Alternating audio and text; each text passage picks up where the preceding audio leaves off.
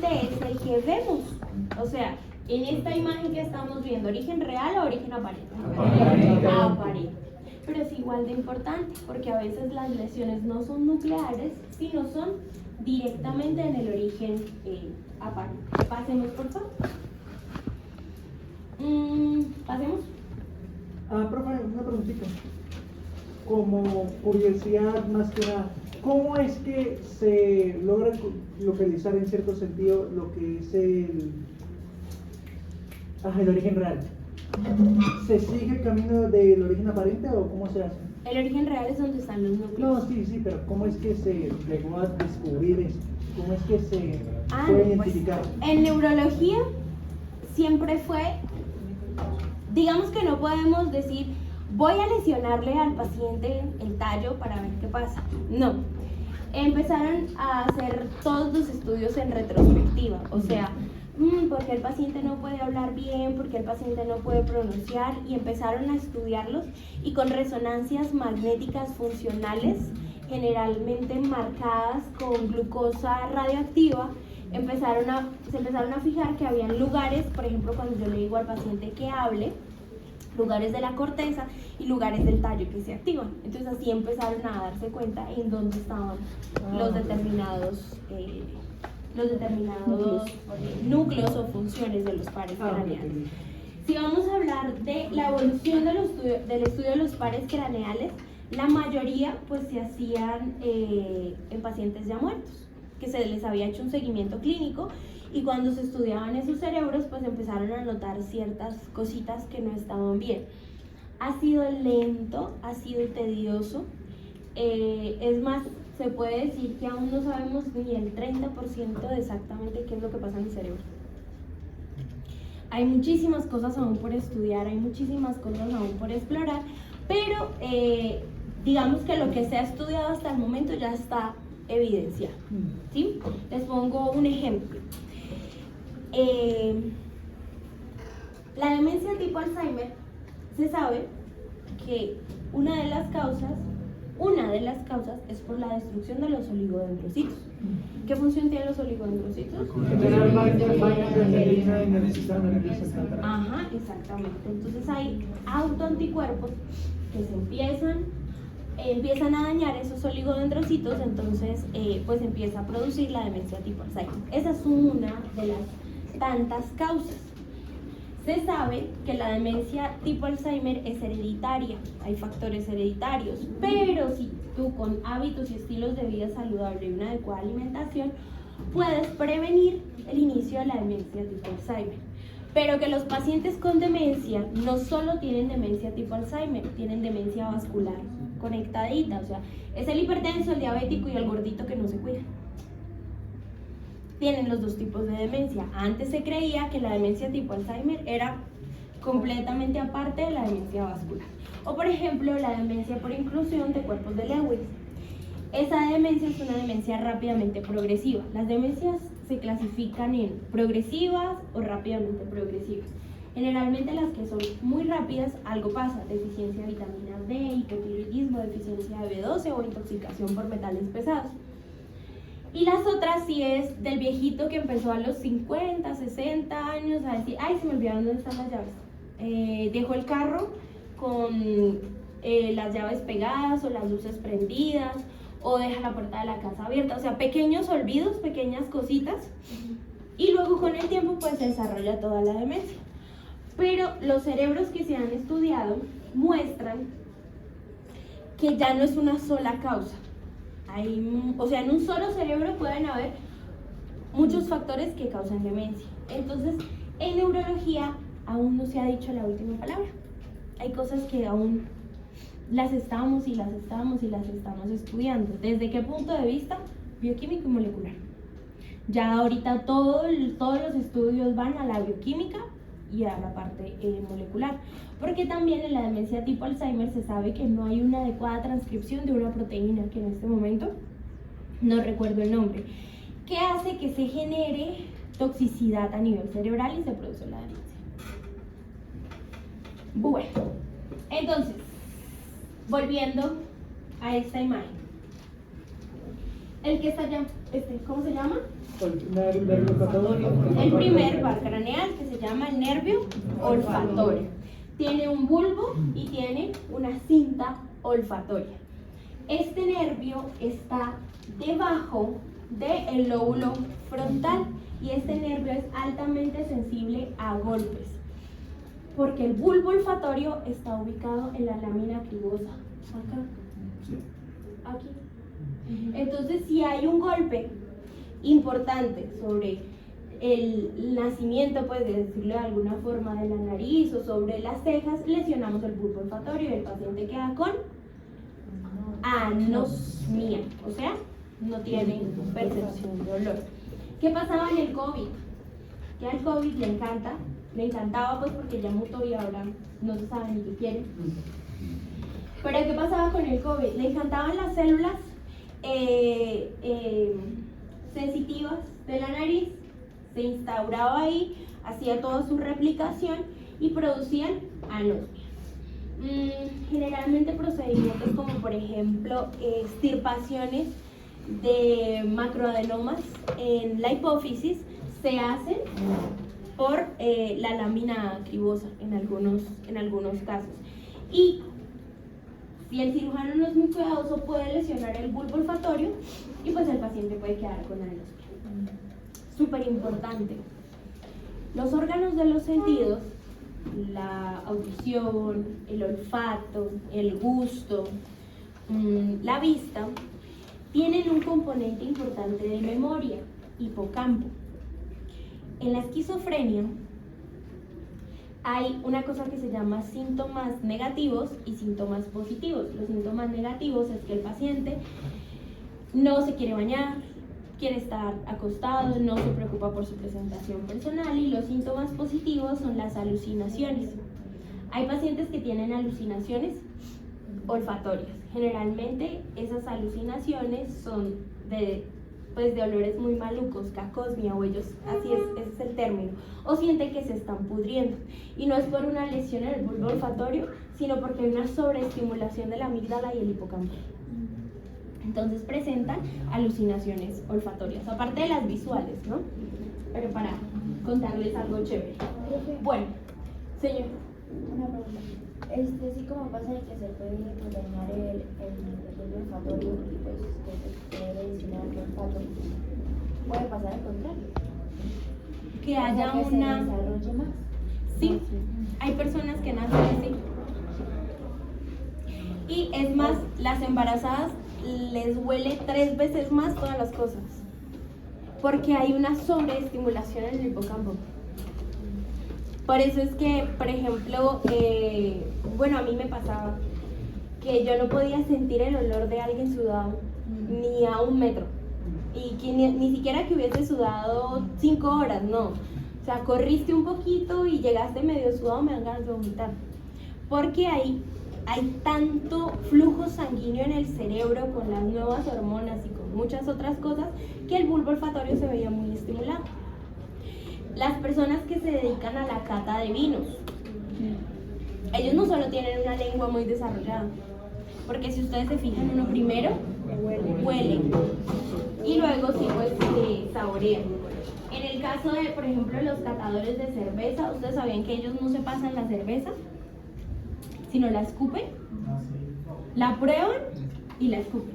A diferencia de los que catan vinos, lo huelen, lo prueban y lo tragan. Pero si te pasas la cerveza, ya no puedes seguir probando más cervezas porque se satura. Bueno, espérate, no lo pases.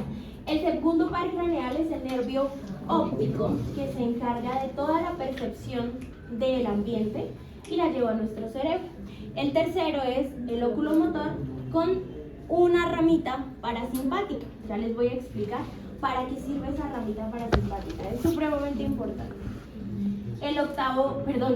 El cuarto es motor, el sexto es motor y va para los músculos del ojo. El quinto es sensitivo y motor, es mixto. El séptimo es motor, pero tiene vías parasimpáticas. ¿Él tiene ramas sensitivas? El facial. Para la lengua y un poquito para... Pero tiene. Pero son chiquititas, a diferencia de, por ejemplo, el trigémino, que es supremamente grande. Bueno, el octavo es vestíbulo coclear y es periférico. Noveno, glosofaríngeo. El noveno, ya. Décimo, listo. El onceavo, motor puro. Y el hipogloso, motor puro. ¿Listo? Bueno, pasemos por favor. Este cuadrito es el que se deben aprender para su vida. ¿Listo? Este cuadrito es el que nos dice si es mixto, si es positivo, si es solo motor, el nombre y el número. Entonces, imprímanlo, péguenlo en el techo de sus habitaciones, en la puerta, para que lo vean todo el tiempo. Pasemos. El primer par craneal, el nervio olfatorio. Él tiene o él nace desde las células que se encuentran en toda la parte superior de nuestra nariz. ¿Listo? Atraviesan estas células, tienen unas prolongaciones axonómicas, atraviesan la lámina cribosa y se va a formar el bulbo olfatorio. Entonces, toda la transmisión nerviosa nace sobre la parte superior de nuestra nariz. El origen aparente es el bulbo olfatorio y la cinta pues olfatoria. ¿Ok? Pasemos por favor. Todas estas células, todas estas prolongaciones nerviosas se encuentran ubicadas en la mucosa nasal. La mucosa nasal tiene varias funciones. Uno, mantener caliente el aire. Dos, producir moco para que si entra alguna cosa dentro de las fosas nasales, pues no se vaya directamente para la vía respiratoria. Y tres, captar todos estos quimiorreceptores que me van a decir si huele rico, si huele feo. Y lo que les decía, tiene un componente de memoria supremamente importante. No sé si de pronto a ustedes les ha pasado que no recuerdan muchas cosas de su infancia, pero si les hace la sopita, la lonita, que les hacía siempre y ustedes la huelen y dicen, uy, me trae recuerdos. Las nociones de las personas. Bueno, o el olor simplemente de la persona. Pues nos enamoramos del olor en realidad. El enamoramiento no es porque tan bonita tiene la cara, sino porque químicamente a su cerebro le gusta cómo huele su pareja. Se sabe que la estimulación continua del bulbo olfatorio hace que por un lado regules tus niveles de ansiedad, segundo generes más conexiones en tu hipocampo. Sabemos que las células del cerebro no se regeneran, pero hay una porción que es el hipocampo, donde sí se crean nuevas células, donde sí hay mitosis de células cerebrales. ¿Y cómo lo estimulamos? Obviamente por lo que vemos, por lo que leemos, por lo que comemos, pero se sabe que el olfato es supremamente maravilloso. No se recomienda como oler perfumes porque satura rápidamente todas estas células, pero sí, por ejemplo, el olor a café, el olor de las flores, el olor de algunos alimentos. Y cuando hay mucha estimulación o mucho estrés, se recomienda como que se tomen un ratito. Si no les gusta el café, pues por lo menos que lo huelan, respiren, y eso va a hacer que su sistema nervioso se relaje y su hipocampo pueda generar nuevas conexiones. Señor. Es por eso que cuando uno va a probar lociones, precisamente tienen un poquito de café. Sí, es que el café reinicia. O sea, después de que tú hueles 3 lociones, la cuarta ya no te huele. Sí. Por eso te dan café, tú hueles café, tu rinencéfalo se reinicia y puedes seguir oliendo perfumes. Los perfumes nunca se prueban en la piel, ¿no? Siempre se prueban en el papel.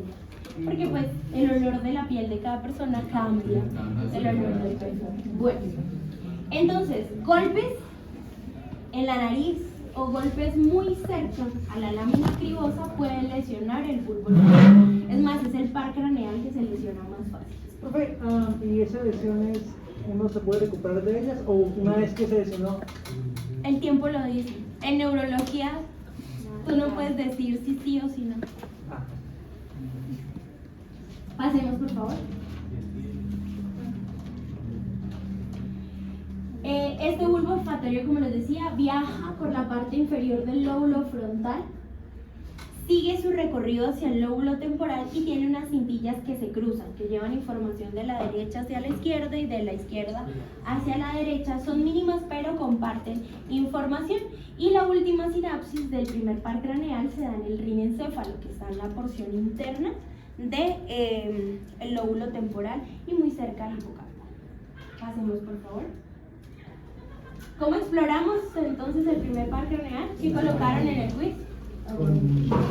Se le pone una sustancia. ¿Una o unas tres? Varias. Entonces, cuando uno es estudiante de semiología, en el bolsito del doctor Chapatín carga café, limón, alcohol y es muy juicioso y hace la exploración clínica. Ya con el tiempo, pues simplemente uno lo hace con alcohol. Señor, huele. Es más, así me di cuenta yo que tenía COVID.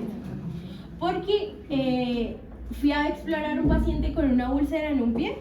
Yo me acuerdo que el cirujano le destapó el pie y me dijo, ay, Derly, huele terrible. Y yo como...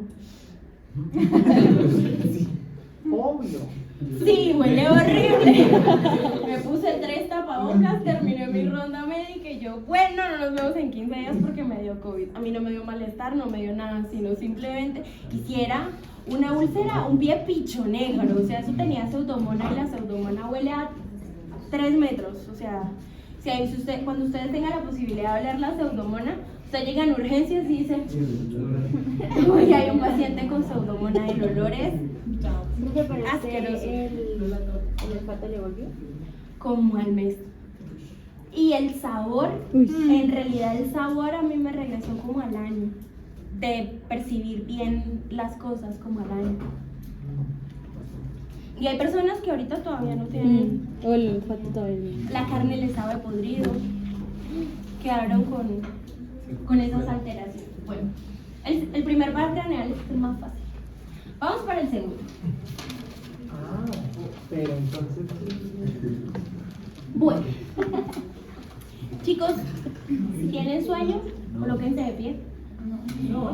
Los veo como muy embojotaditos, quítense un poquito el saco, que les dé frío, para que no se me pierdan en este par craneal. ¿Listo? Se colocan de pie, se estiran y nos concentramos en el segundo par craneal. Es el más bonito, es el que más me gusta, es el que más pregunto. Ah, pero hoy no. Pero en el facial, sí. O se los pongo a dibujar. Profe, O les pregunto clínica del segundo par craneal. Exploración. porfa. ¿Qué es una hemianopsia homónima bitemporal, por ejemplo? ¿Qué es una cuadratopsia Homónima. bitemporal? Bueno, ¿Ver son los laterales de los ojos? el segundo par craneal tiene vías netamente sensitivas. ¿De qué se encarga el segundo par craneal? Bueno, de observar el medio en el que estoy. Evolutivamente, los primeros mamíferos, a quien le gusta estudiar cosas sobre la evolución, la ciencia y muchas cosas, Netflix tiene una serie que se llama ¿El origen de la vida? No. El origen de las El especies. origen de la... Creo que sí, o el origen de todo, creo. Entonces te hablan de cuántos miles de años estuvo, por ejemplo, esos cucarroncitos marinos chiquitos. Ah, los Esos, los trilobites, los amonites, por ejemplo, tengo una amonita de 150 millones de años. ¿Un escarabajo prehistórico? No, el que era como un caracol. Ah, ok, sí. Me regalaron. Bueno, entonces ahí empiezan a hablar de la evolución de todo y llegan a los primeros mamíferos. Si tienen tiempo, cuando quieran, lo pueden leer, lo pueden ver juiciositos y se van a fijar que los primeros mamíferos tenían una visión al culo. No veían, pero tenían un olfato los hacía ubicarse de su manada, de otros mamíferos y de los depredadores, pero no veían nada. Con el tiempo, estos primeros mamíferos empezaron a dejar el olfato como una parte importante de su existencia, pero la visión se empezó a desarrollar de una manera más grande. Por eso es que tenemos una corteza cerebral prácticamente solo para la visión. ¿Listo? Entonces, esos lugares del riencéfalo, los lóbulos temporales empezaron a ser un poquito más pequeños, a diferencia de que el lóbulo occipital empezó a tener más conexiones para tener una mayor visibilidad. Y esta mayor visibilidad, ¿cómo en el tiempo fue mejorando? Pues con la bipedestación, ¿sí? A medida que el mamífero se colocó más erguido, pues tenía una mayor visibilidad de su campo visual. El campo visual que mira colores, formas, tamaño, profundidad. La profundidad es supremamente importante. O sea, saber qué está lejos, qué está cerca.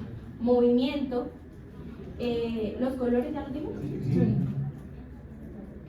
Y obviamente, pues, la visión juega un papel supremamente importante en la memoria. La memoria se ejercita, pues, visualmente, ¿ok? Eso hace que ustedes con el tiempo, pues ya, por ejemplo, vean una estructura y digan, ay, yo sé dónde está ubicada, sé cómo se llama. Y más o menos, yo recuerdo que tenía un color en las diapositivas de tal forma, pero en el cadáver como que no tiene el mismo color, pero lo empiezo a asociar. ¿Cómo? Con la memoria. El segundo par craneal se ha desarrollado tanto que dos estructuras tan pequeñitas como lo son los ojos tienen miles y miles y miles de conexiones neuronales que hacen que ustedes asocien lo visual con algo malo o con algo bueno. O por ejemplo, si ahorita estamos acá en clase y vemos que se incendia ese carro, no nos vamos a quedar tranquilos porque el fuego hace que se activen los sistemas de alarma y que se active la amígdala y por ende se va a activar el sistema simpático y vamos a salir corriendo. Entonces, las conductas tienen un componente evolutivo y los ojos hacen parte de una de las conductas más importantes del ser humano.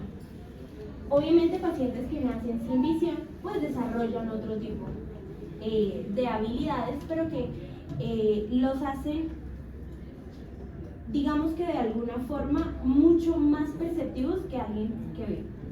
¿Listo? Bueno, ¿cuál es el origen real del segundo par craneal? Las células de la retina. Como estudiábamos juiciositos en la clase del viernes, sabemos que la retina tiene un solo lugar que ve. No toda la retina ve, solo un puntito en específico, la mácula. Es esta, está ubicada acá. Ese es el punto visual de la retina. La retina recolecta toda la información de nuestro medio exterior para hacer sinapsis con las células del nervio óptico y decirle, por favor, lleven la información a la corteza cerebral y a la corteza de asociación y díganle al cerebro, o hay que correr, o hay que huir, o pues simplemente hay que mirar el paisaje, ¿sí? Si ustedes están en una cena o en una tarde romántica en un picnic, pues no se van a activar los sistemas de alerta, tú estás relajado viendo el paisaje. ¿Listo? Bueno, ¿cuál es el origen aparente? ¿Qué es lo que vemos? Toda la parte anterior del quiasma. Bueno, pero para llegar allá vamos a hacer un recorrido algo largo y algo extenso. Me he hecho, yo creo que 25 minutos solo hablando de segundo par craneal. Pasemos por favor. Ahí. Bueno, el nervio óptico tiene varios segmentos. Y inicialmente voy a hablarles de los segmentos del recorrido del segundo par craneal y ahorita hablamos de cómo se da la vía visual y cómo ve el cerebro. Porque no es lo que nosotros pensamos. O no es que el ojo derecho se va para el lóbulo izquierdo y que el ojo izquierdo se va para el lóbulo derecho. No, las vías visuales se cruzan. Entonces, tenemos varios segmentos. El primer segmento, ¿cómo se llama? Intraocular. Está acá. Sigue siendo una porción gruesita que nace de las células de la retina, por decirlo de alguna forma, se abulta como un bulbo y este nervio óptico tiene una porción intraocular. La segunda porción, ¿cómo se llama? Intraorbitaria. Pues es cuando vemos que el nervio óptico viaja desde la porción posterior de nuestro globo ocular hasta que sale de la bóveda orbitaria. La tercera porción, ¿cómo se llama? Por favor. Intracanalicular o dentro del canal. Si vemos el nervio óptico, que es el que está pintado en verde, tiene una porción entonces intraorbitaria, intraocular, intraorbitaria, porque pasa por el canal, y luego tiene una porción intracraneal. ¿Listo? Estas son las secciones del nervio óptico. Así, por ejemplo, como hablábamos de la carótida, que decíamos que tenía un segmento cervical, petroso, cavernoso y craneal, al nervio óptico le pasa exactamente lo mismo. Pasamos, por favor. Luego vamos a tener una porción en la que ya se va a llamar quiasma óptico. Acá ya no se llama nervio óptico, se llama quiasma óptico. Luego vamos a tener unas cintillas ópticas o unas radiaciones ópticas, pero en realidad lo vamos a llamar como unos fascículos ópticos, que van a dar dos sinapsis importantes en este caso. Primera, para los núcleos geniculados del tálamo. Y segunda, para los colículos superiores del mesencéfalo. Los que me prestaron atención en clase el sábado, escucharon por ahí que yo les dije que el mesencéfalo tenía una porción visual y una porción auditiva. La lámina cuadrigémina se divide en colículos superiores y en colículos inferiores. Los superiores son visuales, los inferiores son auditivos, y esa sinapsis que se da ahí viaja para el cerebelo y es la que nos ayuda con la coordinación y con el equilibrio. Bueno, después de que se da esa sinapsis, tanto para los colículos superiores del mesencéfalo, para los núcleos del tálamo, acuérdense, núcleo geniculado lateral del tálamo. Eso les va a servir para cuando ustedes vean tálamo en neuro. Da unas prolongaciones ópticas de cada lado que van directamente para el área 17 de Brodmann. ¿Dónde está ubicada el área 17 de Brodmann? En el lóbulo occipital. Están juntitas, áreas 17 y 18, que son las vías o pues donde se da la conexión visual. Bueno, ¿qué les llama la atención de esta imagen?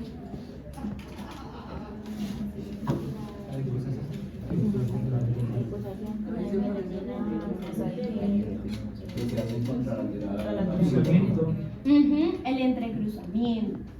Bueno, cuando ustedes estaban leyendo segundo par craneal, ¿entendieron este entrecruzamiento? Sí, la retina nasal se hace temporal. Retina nasales hace Ok, bueno. retracción, pero la temporal. Miremos los dos ojitos. ¿Esa es una vista inferior o superior? Superior. Inferior. ¿Por qué? Mira, los ojos están ubicados arriba o abajo del lóbulo frontal. Abajo. No somos marcianos. Están ubicados abajo. Ojo, lóbulo frontal. ¿Ok?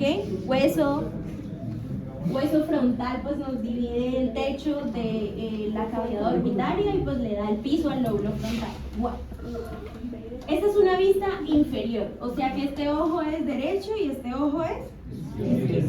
Bueno, ¿alguien tiene un marcador? ¿De tablero? Sí. Yo tengo. No, mira el tablero.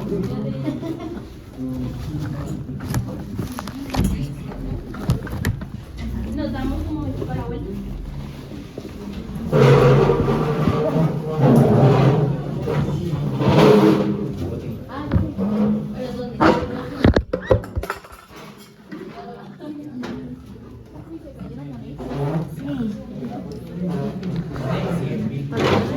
¿Era mío?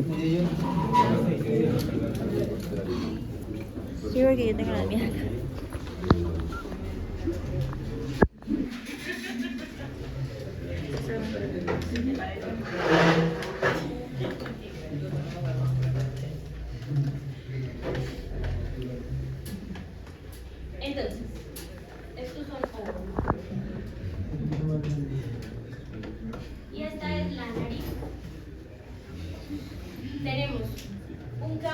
retiniano, que tiene prolongaciones nasales, y que, bueno, o sea, sí, pero no.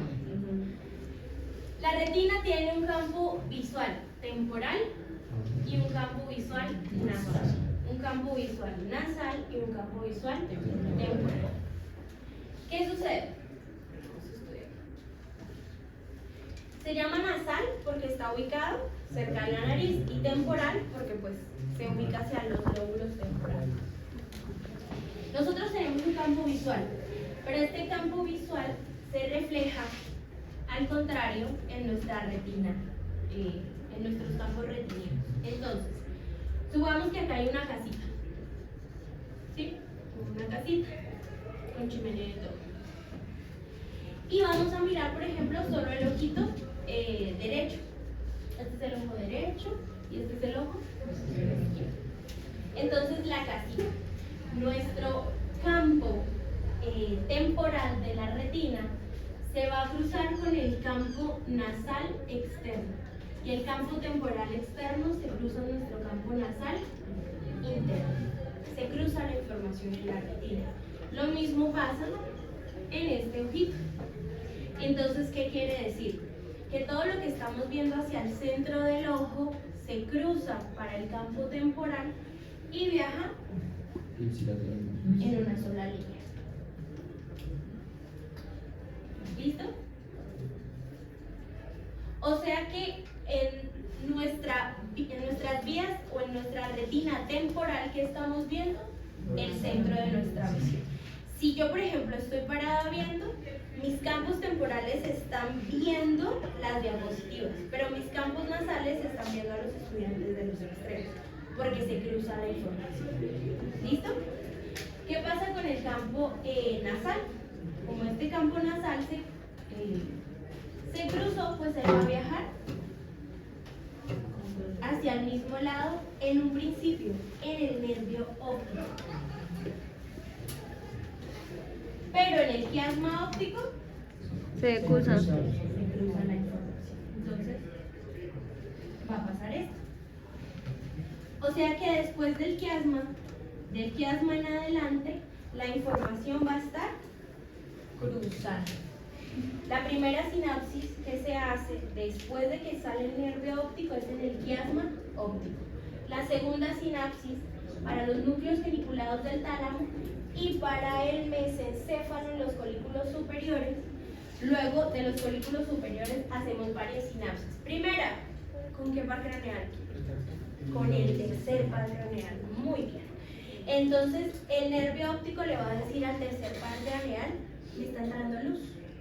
Por favor, regula la entrada de luz con la pupila.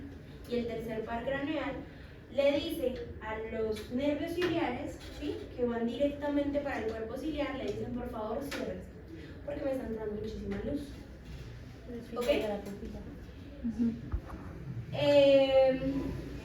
¿En qué iba?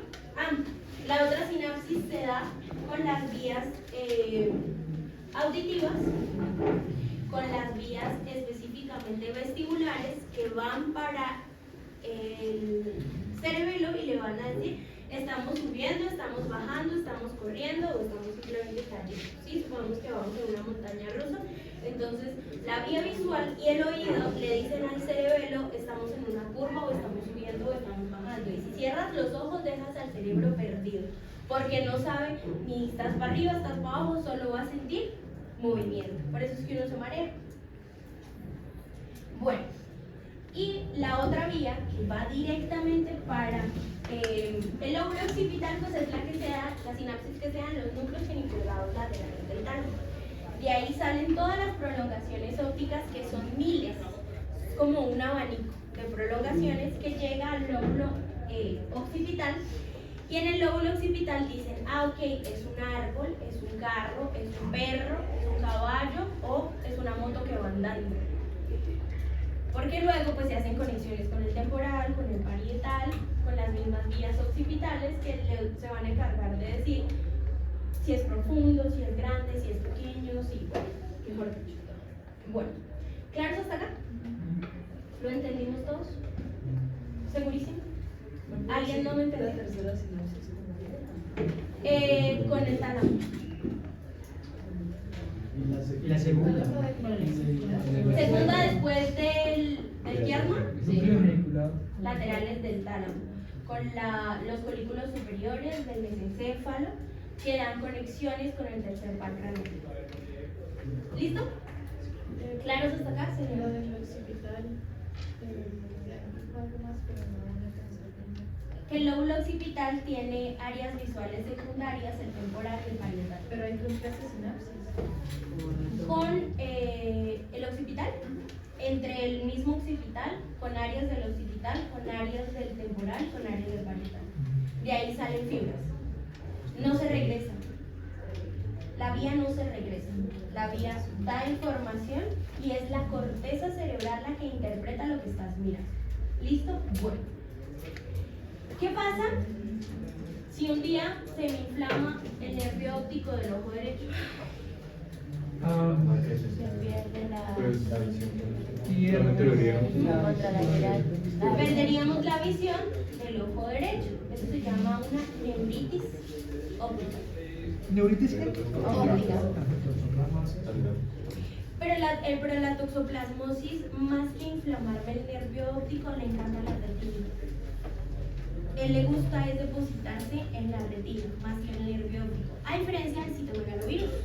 Al citomegalovirus le gusta el nervio óptico, al herpes le gusta el nervio óptico. ¿Qué otro virus le gusta el nervio óptico? Al alcohol. Sí. Al alcohol le encanta el nervio óptico. O sea, si tú tienes toxoplasma o cicatrices de toxoplasma en la retina, pues no vas a ver. Pero no está en el nervio óptico, está en la retina.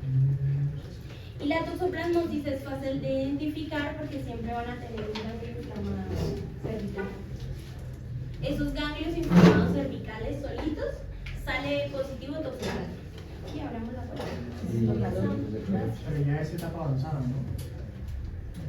Lo que pasa es que el toxoplasma, pues para entrar rapidito en contexto, el toxoplasma, ese parásito inicialmente tú te comes la larva. Y esa larvita va y se deposita en el ganglio, deja el ganglio inflamado y luego sigue subiendo. Y dijo, ay, me gustó la retina, y se quedó ahí viviendo. Pasan los años y un día como que fui y veo como mosquitos, escotomas se llaman. Veo como cositas que pues no estaban en mi visión y vas al oftalmólogo y toxoplasmosis. Te dan tratamiento, muchas veces el parásito se muere y lo podemos encapsular, pero siempre queda un defecto visual a nivel ocular. Importantísimo, por ejemplo, el paciente va por un tratamiento reumatológico y lo inmunosuprimimos, el toxoplasma se activa. Y si tenía por ahí tuberculosis guardada, le da tuberculosis. Es por eso que hay que siempre tener los antecedentes. Sí, pero no. O sea, si tú dices, no eres trabajador de la salud, has sido todo el tiempo la señora de servicios generales de, ni siquiera en un hospital, podemos de un juzgado, y le dio artritis reumatoidea, lo primero que hace el reumatólogo es estudiar si tú tienes anticuerpos positivos contra tuberculosis, porque si los tienes te dan tratamiento. Antes de colocarte cualquier medicamento que te inmunosuprime y la tuberculosis diga, Oli, llegué yo, me activé. En los pacientes con VIH, ya pero en su fase SIDA, en fase de síndrome de inmunodeficiencia, es muy raro ver a un paciente en fase de síndrome de inmunodeficiencia, muy descuidado para llegar a eso, porque por todos los lados hacen todo el tiempo campañas de VIH y duran 30 segundos, chuzando el dedo y colocando la muestra. Sí, él tiene 10 años, el virus se empieza 10, 12, 15. 12 años. Y cuando hay personas que tienen ganglios inflamados en esta parte que tienen los Hay que saber, hay que estudiar, hay que mirar. Puede ser citomegalovirus, Epstein-Barr, toxoplasmosis o cáncer de lengua, cáncer de oído o cáncer de parótida que tengan ganglios inflamados. Los ganglios inflamados en los niños no se estudian porque los peladitos viven enfermos con mocos, gripa, amigdalitis, pero los ganglios inflamados en un adulto, estudian. Siempre hay algo más, hay algo por ahí guardadito. Bueno, Profe, ¿y qué tan común es lo que usted nos explica? Sí, ¿qué de tan- la toxoplasmosis. Ajá. Común. Ah. Muy común. A toda la gente le gusta comer carne medio asada. Ay, qué rico.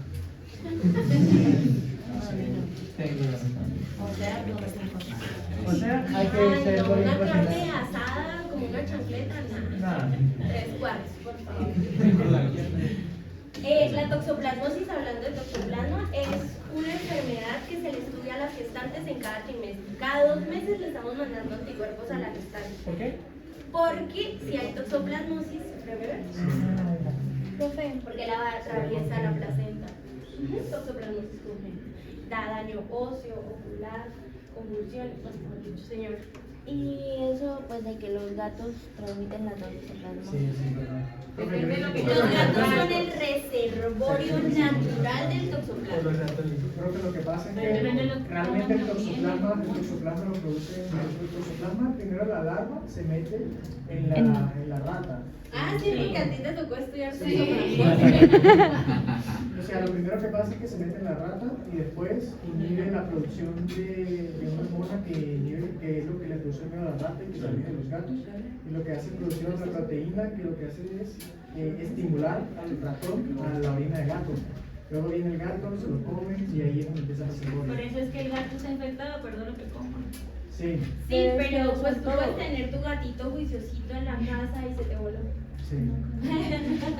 Por eso es que hay que desparasitarlos. A ellos hay que desparasitarlos cada 3 meses. A los perros hay que desparasitarlos cada 3 meses. La Toxocara canis, que recuerdan que sus papás le decían, no también descalzos porque se les meten los parásitos. Sí, la Toxocara canis es una larva que está en el popó del perro y pues si tú caminas descalzo la larva se mete por la planta del pie y pues ya hace todo lo que tiene que hacer a nivel gastrointestinal, muscular y bueno.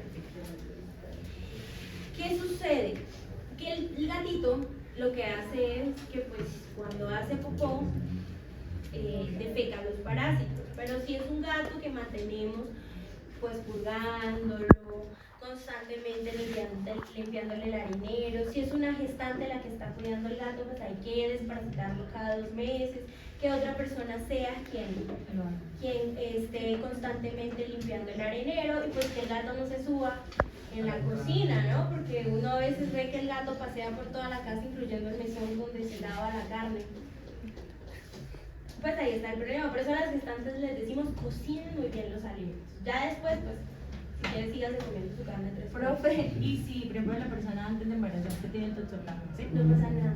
Eso ya nos da una vía de que tiene una cicatriz, una memoria inmunológica. Y para un médico es mucho mejor que una materna tenga memoria inmunológica, porque tú pides 2 tipos de anticuerpos. Me estoy saliendo muchísimo de la clase. Pides IgG, que te da los anticuerpos viejos, y pides IgM, que te da anticuerpos nuevos. Entonces el IgM te dice que la infección es inferior a 1 mes, y la otra que es superior a 3 meses. Si ya tienes anticuerpos contra toxoplasma, igual siempre te voy a pedir IgM, porque de pronto, o te puedes reinfectar. ¿Se le da tratamiento antes de embarazarse, por ejemplo? No. ¿No? ¿Solo seguir la regla de 10? No, pero generalmente no se lo convierten, no se vuelven activos. Ya está en tu memoria inmunológica. Están calcificados. Ya está en tu memoria inmunológica, no pasa nada. ¿Y ese yo me moriré? Siempre, cualquiera. IgG para varicela, rubeola, toxoplasma, citomegalovirus, lo que quieras. No aplica en hepatitis. Uy, hepatitis es una cosa impresionante, larga de estudiar. No aplica en VIH, pero para el resto de virus, generalmente se aplica. Bueno, IgG memoria y IgM nuevo. Volviendo al tema. Entonces, este ojo no tiene toxoplasmosis, tiene una neuritis óptica por citomegalovirus. Se le inflamó el nervio óptico y no ve por qué ojo. Por el derecho. ¿Listo? Bueno, digamos que este paciente se curó, pero él es Pedro Remal. Y años después fue al optómetra y le dijo al optómetra, mire doctor, lo que pasa es que yo camino y cuando camino me choco con la puerta. Yo era torpe, yo siempre he sido torpe, pero ahora soy más torpe. Voy caminando y ya no veo la puerta de la nevera, además me muestra los hombros y están morados. porque se golpea todo el tiempo con cosas que él dice que no ve. Te va a decir que se tropieza o que simplemente su agudeza visual ha ido deteriorándose con el tiempo. Y cuando el optómetra lo examina, le dice: señor, usted no debe estar conmigo, debe irse para un neurólogo, porque muy posiblemente tiene un tumor en la hipófisis. Entonces, ¿qué pasa? El nervio, el quiasma óptico, tiene un circulito en el centro, chiquitico, que es por donde pasa la eminencia que viene desde el hipotálamo hasta la hipófisis. Él es como un racimo de ajos, digo yo, con todo y tallitas. Y acá está la hipófisis. La hipófisis está debajo del quiasma óptico. Se sienta sobre la silla turca, ¿sí? ¿Por qué se llama silla turca? La forma, era como un palanquín, ¿no? Ahí era donde llevaban pues a las personas con platica en esa época. Y tiene esa forma también como para recostarse, porque si ustedes ven en la parte posterior, tiene como el espaldar de una silla.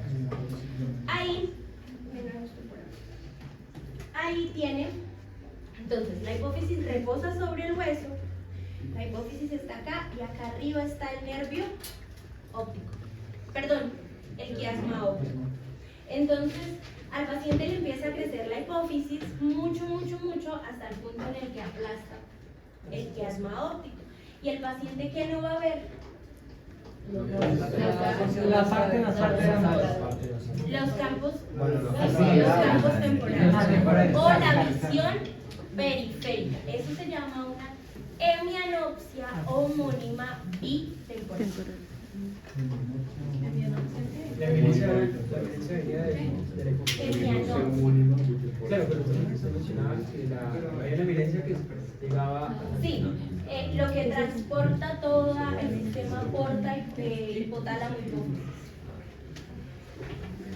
Entonces, ese paciente fue al optómetra porque no veía bien y su diagnóstico fue: tienes un tumor en la hipófisis. ¿Por dónde se opera ese tumor? Por la nariz. Y se extrae. Si es muy grande, muchas veces lo que prefieren es irradiarlo porque es muy difícil de llegar, o si es medianamente pequeño, no se opera. No hacen por el seno general, ¿no? Generalmente no se opera, sino se les da medicamentos, como generalmente la bromocriptina o la cabergolina, porque a veces lo que más se inflama es donde se produce la prolactina. Entonces lo que hacemos es inhibirla y volverla un poquito más pequeñita y pues que el ojo no se aplaste. Si el paciente te llega sin ver, eso es una urgencia. Hay que hospitalizarlo, hay que hacerle una resonancia magnética, hay que ver qué tan vascularizado está ese tumor y hay que aplicarle corticoides, hay que aplicarle antiinflamatorios, porque si la presión sobre el nervio óptico dura mucho tiempo, queda sin ver. Acuérdense que las lesiones neurológicas no se recuperan mucho. La sustancia blanca, digamos que tiene un poquito más de tiempo para recuperarse, pero si dura mucho, no hay mucho para hacer. Bueno, entonces, si se lesiona el quiasma óptico, lo que vamos a tener es una visión en túnel. Pues voy a ver solo mis campos nasales, no se van a ver afectados, pero todo lo que está en la periferia no lo voy a ver. Yo ahorita les explico cómo diagnosticar eso. Un tumor en la hipófisis lo pueden diagnosticar ustedes en el servicio de urgencias. Bueno, si la lesión está acá, que no veo. ¿Perdón, qué? No veo. Conocido, que él tiene eso, o sea, no ve así, pero la enfermedad es de los ojos. No ve la parte nasal derecha. ¿Qué tiene? Él es así. No ve la parte nasal derecha. Samuel, ¿puedes grabar ahí? No ve parte nasal derecha y la parte por ahí. Pero eso, o sea, las instrucciones así, hay que mirar todo. ¿Qué más hay? Aparte de eso. Nasal izquierdo.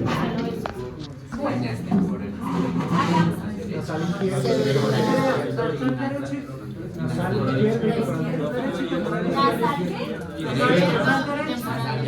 y temporal izquierdo. Muy bien. Antes del tálamo.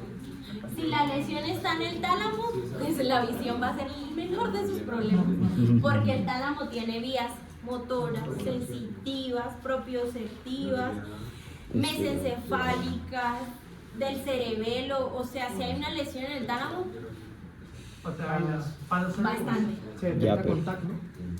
o con una resonancia. O resonancia. Y aparte de que está, ¿averiguaron dónde queda la cápsula interna? ¿Cápsula de qué? La cápsula interna, ¿no? Tarea. ¿Dónde queda la cápsula interna? Entonces, si hay una lesión en el tálamo, también fijo, ya se llevó las vías sensitivas y las vías motoras de la cápsula interna. Y fijo, tiene temblor o algo, porque ahí al ladito crea el núcleo caudado, el globo pálido, el putamen y el antemón. Esto todo está pegado una sola cosa con otra. Y las lesiones talámicas no son solitas, van acompañadas, porque las arterias que irrigan el tálamo irrigan la cápsula interna, irrigan el núcleo caudado, irrigan el globo pálido, irrigan el putamen. Entonces, ver sería el menor de sus problemas. Tiene muchas cosas más importantes en las cuales pensar. Bueno, y si la lesión está acá, Pues sería ¿qué es esto? el área visual primaria. No, occipital. El lóbulo occipital, donde está el área visual primaria.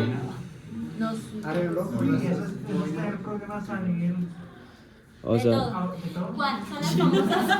Son las famosas cuadrantopias, y es que cuando haces una campimetría por confrontación, hay lugares que no se ven.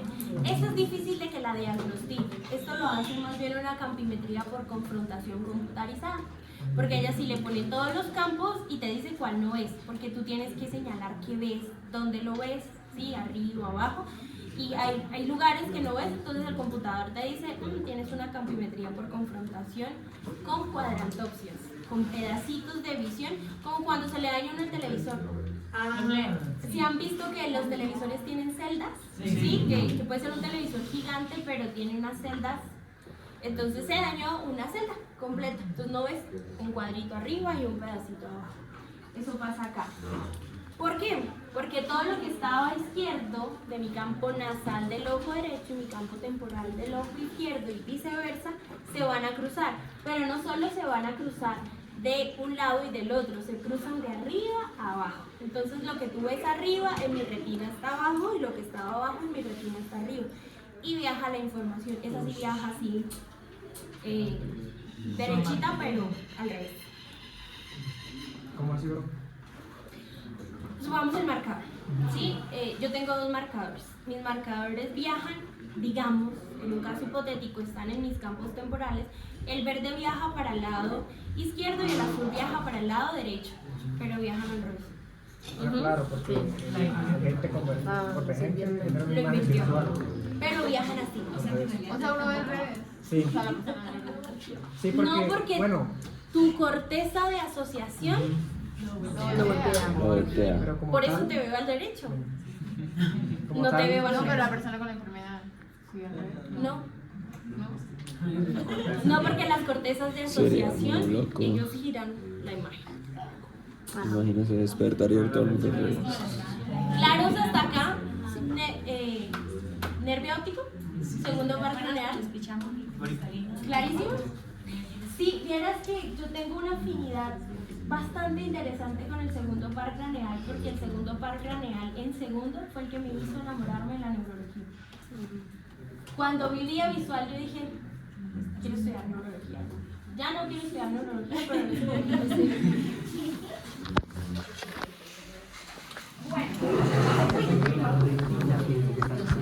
¿Cómo exploramos el segundo par craneal?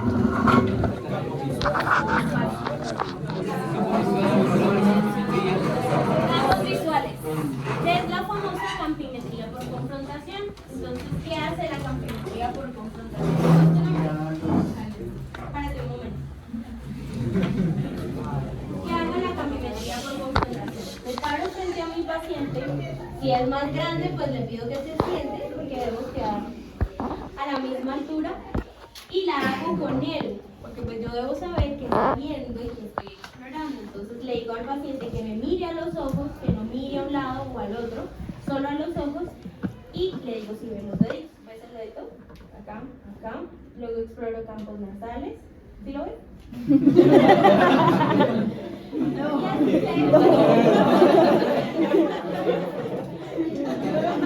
Esto se llama campimetría por confrontación o campos visuales. La segunda, percepción de los colores. ¿Alguien es daltónico?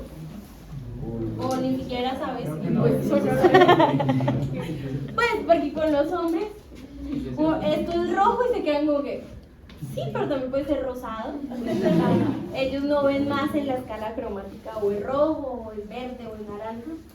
Mi exnovio es daltónico y me di cuenta una vez que le dije, ¿cómo se me ve el vestido verde? Y él, pero no es como café. Yo.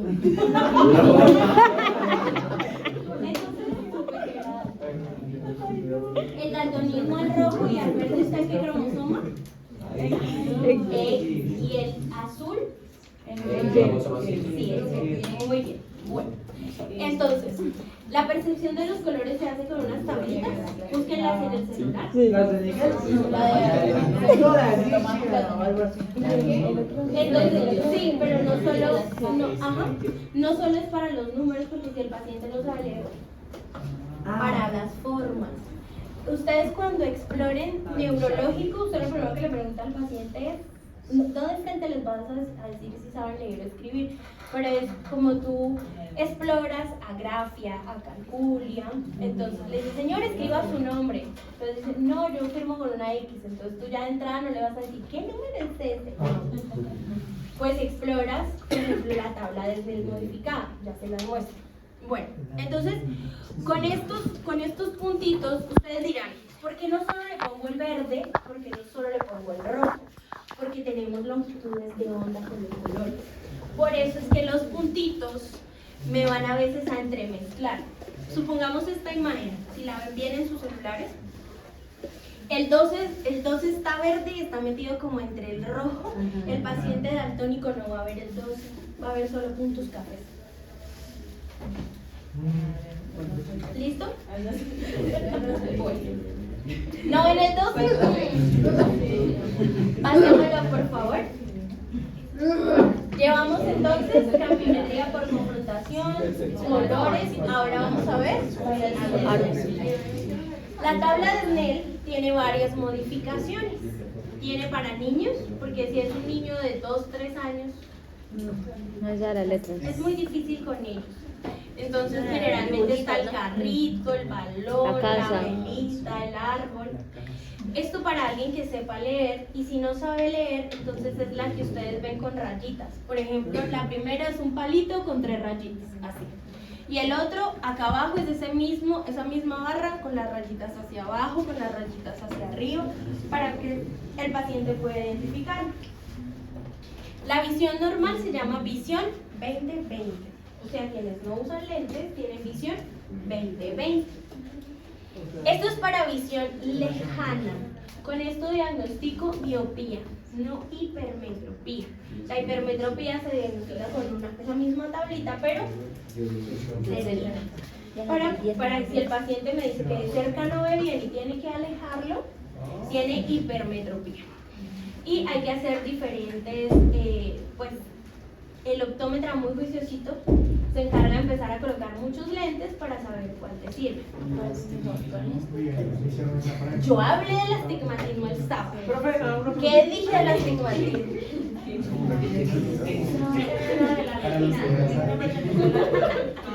¿A qué pertenecía el astigmatismo? A la córnea, muy bien. La córnea debe ser redondita. En realidad no, la córnea lo distorsiona, porque la córnea debe ser redondita. Y en el astigmatismo la córnea es como un baloncito de fútbol americano, entonces distorsiona el rayo. El paciente con astigmatismo no ve ni de lejos ni de cerca, le ve sombras. O sea, si ustedes, ¿quién tiene astigmatismo? Si ustedes se quitan los lentes, lo que van a hacer es verle sombra a la letra. Le ven sombritas o barriguitas. Pues sí, no, eso es fotosensibilidad. enseñar. Desde la O sea, se ve entre más grandes, se ve más. Señor, Pero una pregunta, he entendido que el 2020 está por el 8, tengo entendido. ¿Qué? Ajá, exacto. Ok, listo. ¿Qué significa si la persona puede ver más para abajo? que tiene una agudeza visual increíble. Ok. Y entre más arriba, peor. Y entre más arriba, peor. Mi ojo derecho está por acá. Mi ojo izquierdo derecho está acá y mi ojo izquierdo está por acá. Yo no veo nada por el ojo derecho. Pero nada es nada. Es más, no veo nada que cuando me quito los lentes mi cerebro lo apaga. Inmediatamente él se desconecta. Porque mis papás no se dieron cuenta cuando estaba chiquita que no veía y eso generó ambliopía. El cerebro elimina un ojo. El que menos sirve, pues. Bueno, agudeza visual. Debe cumplir unos criterios, más o menos 2.5 metros de donde esté la tabla a donde estás examinando al paciente. Oscuro, si se fijan ya los optómetras no le ponen a uno esto en una tabla, sino en un video en un proyector. Te la van colocando y te saltan los niveles. Ya saben, para niños es una, para adultos es otra. ¿A quiénes ustedes le van a aplicar esto? A los niños. A los 4 años, a los 9 años, a los 16 años y a los adultos cada 5 años. Eso lo dice la Guía Nacional de Promoción y Prevención de Defectos Visuales. O sea que si ustedes muy juiciosos hicieron la tarea de ver al niño de 4 años y no colocaron que le practicaron test de agudeza visual, no le pagan esa consulta. Pasemos, por favor. Y tenemos otra exploración, que es la exploración del fondo de ojo. En el fondo de ojo, ¿qué vamos a ver? Vamos a ver la mácula, vamos a ver el disco y vamos a ver las arterias retinianas, que son ramas de quién? De oftálmica. Pero antes de eso, de la arteria central de la retina. Y la arteria central de la retina es rama De la oftálmica. ¿Y la oftálmica es rama de quién? De la carretera. De la carótida interna. ¿Y la carótida interna de quién? Como las tablas de multiplicar. Así se los tienen que aprender. Bueno, ¿qué pasa con el fondo de ojo? Para aprender a hacerlo tienen que practicar. O sea, si ustedes no han hecho fondo de ojo nunca en su vida y llegan al internado sin hacer fondo de ojo, hagan fondo de ojo. Si ustedes tienen la posibilidad de hacer fondo de ojo a todos los pacientes en semiología, háganle al perro, al gato, a la mamá, al papá, al novio, a todo el mundo háganle fondo de ojo hasta que aprendan a hacer fondo de ojo. Con el fondo de ojo ustedes pueden diagnosticar ese paciente que llegó con migraña y vómito y le dijeron es una migraña y usted le hace fondo de ojo y le ve el disco óptico gordito, rojo, ensanchado, no es una migraña, es un tumor cerebral. Entonces el fondo de ojo diagnostica cositas muy interesantes. ¿Listo? En el diabético no se va a ver la retina atrás rosadita, sino como infiltrados algodonosos, como parches de algodoncito.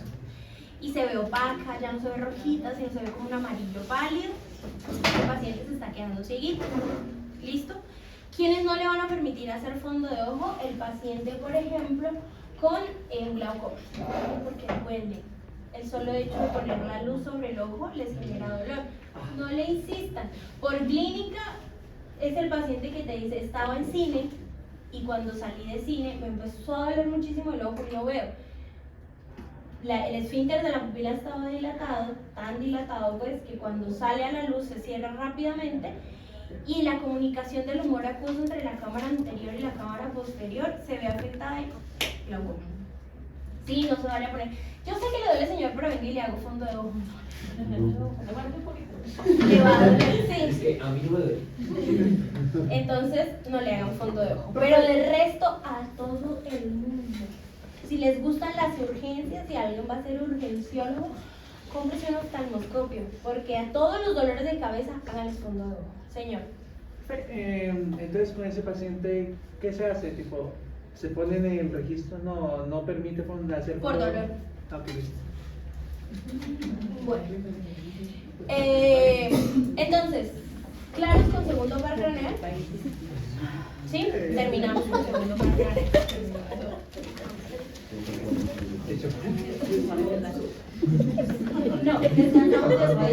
¿A que les pague? Te hago punto de ojo para que me pague. Bueno, pasemos al tercero. El tercero es uno de los más bonitos. Pedro, ¿me haces un favor? ¿Me pasas mi celular? Bueno, no me canso yo, que soy la que estoy acá parada, hablando. Me quedo sin reservas de saliva. ¿Te pueden acabar? Sí, el síndrome de Sjögren. Boca seca, ojo seco. Bueno, tercer par craneal. El tercer par craneal se llama el oculomotor o motor ocular común. Este par craneal nace, o los núcleos, o el origen real, es en el mesencéfalo, muy arribita hacia los colículos superiores del mesencéfalo. Tenemos los núcleos motores muy cerquita a la sustancia periacueductal, porque acá están los núcleos motores y acá está el conducto central del epéndimo por donde pasa el líquido cefalorraquídeo. Ahí está el tercer par craneal. Y al ladito, metidito hacia el centro, está el núcleo de Edinger-Westphal. El núcleo de Edinger-Westphal es el núcleo parasimpático del tercer par craneal. Entonces, ¿qué función tiene el tercer par craneal? ¿Qué músculos del ojo inerva? Recto superior, recto inferior, medial y oblicuo inferior. y oblicuo Inferior. ¿Y cuál más? El elevador del párpado. Y el músculo elevador del párpado superior. Como las tablas de multiplicar. Volvemos a decirlos. ¿Qué músculos inerva el tercer par craneal? Recto superior, recto inferior, recto medial, oblicuo inferior y el músculo palpebral superior, párpado superior.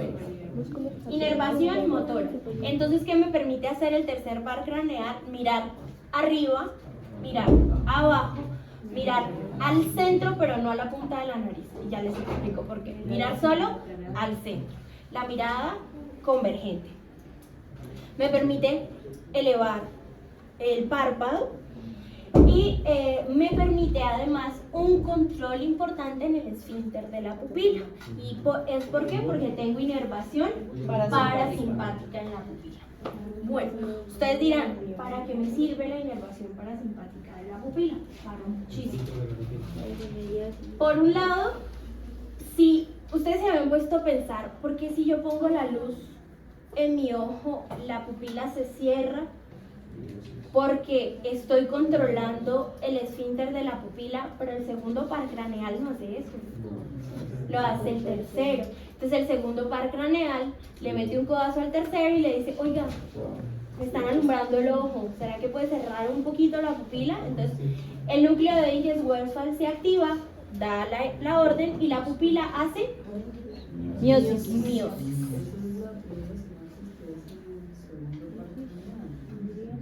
La primera es en el... no, perdón, en el quiasma no hace sinapsis, discúlpame, ahí simplemente se cruzan las fibras. Se hace, pues, entre comillas, digamos que sí es la primera, pero es que se hacen como al tiempo. O sea, es una de las sinapsis. Ajá, exactamente. En los colículos superiores. Yo dije que en el quiasma se hace sinapsis, no, eso es sustancia blanca. Se cruza solamente. Se hace sinapsis en los colículos superiores y en el tálamo. Bueno, ¿en qué iba? Entonces el segundo par craneal le dice al tercero, me está entrando mucha luz, por favor puedes cerrar un poquito la pupila. Entonces así es que diagnosticamos muchas patologías de los ojos, de la vía visual y del mesencéfalo. O sea que si nosotros alumbramos el ojo, entra luz y la pupila no se cierra, tengo dos posibilidades. La primera, que haya una neuritis óptica, o sea que el nervio óptico del ojo al que le estoy colocando la luz no esté funcionando, o que tenga un tumor en el mesencéfalo. ¿Cómo lo compruebo? Mirando el ojo contrario. Entonces, hagan el ejercicio, prendan las linternas de su celular. Profe, ciertas sustancias pueden generar problemas en la dilatación o contracción de los pulmones. ¿Sustancias recreativas o médicas? Ambas. Sí, la cocaína mantiene al paciente en una hiperexcitación. Entonces está el sistema simpático activo. Lo mismo, por ejemplo, que el éxtasis o los derivados de la escopolamina. Entonces va a estar la pupila gigante. Por eso es que quien se mete ácido y cocaína usa lentes oscuros en las discotecas para que no le entre la luz a los ojos, porque las pupilas están como las pupilas del gato de Shrek. La marihuana también, por eso la usamos, o la usan algunas personas en glaucoma. Bueno,